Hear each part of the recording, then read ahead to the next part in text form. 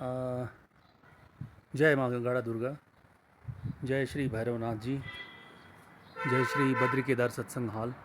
यहाँ पर आज जो छ मेरो श्रीमती योगिता जी लाई उनको बुलावा आयो, माता को बुलाया आयो, तो आज हामी आयो। पहिला आउँदाखेरि मैले शानी देवको मन्दिर छ यहाँ चाहिँ जय माँ गंगाड़ा दुर्गा मशोबरामा मैले उनलाई चाहिँ यो भनेको थिएँ कि तिम्रो माता रानी और श्री भैरवनाथ जी हजुरको बुलावा हुनेछ, त मेरो म आफ्नो सपरिवार जो छ यहाँ तिम्रो दर्शन गर्न आउनेछु।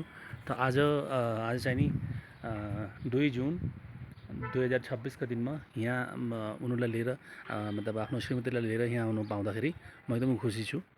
अरू यो चाहिँ यो फुल हो, कति सुन्दर फुल, सेतो सेतो फुलहरू। यो फुललाई के भन्नु पर्यो? यो हारसिङ्गार जस्तो हो, हारसिङ्गार जस्तो फुल छ, सेतो फुल छ यो।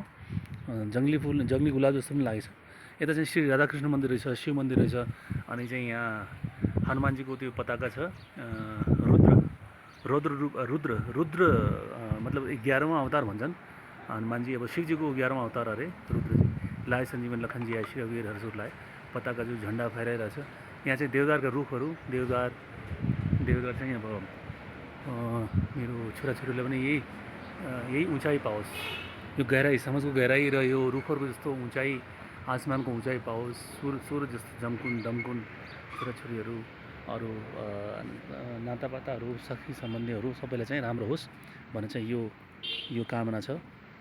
मलाई चाहिँ जय माँ गंगाड़ा दुर्गा, आफूलाई चाहिँ केही पनि चाहिएन, जो पनि होस् सबै आफन्तहरूलाई, सज्जनहरूलाई, परिवारहरूलाई उनीहरू चाहिँ एकदम राम्रो गरिदिनु, उनीहरूलाई चाहिँ कहिले दुःख नहोस्। जय माँ काली, जय माँ काली, दक्षिणेश्वर काली।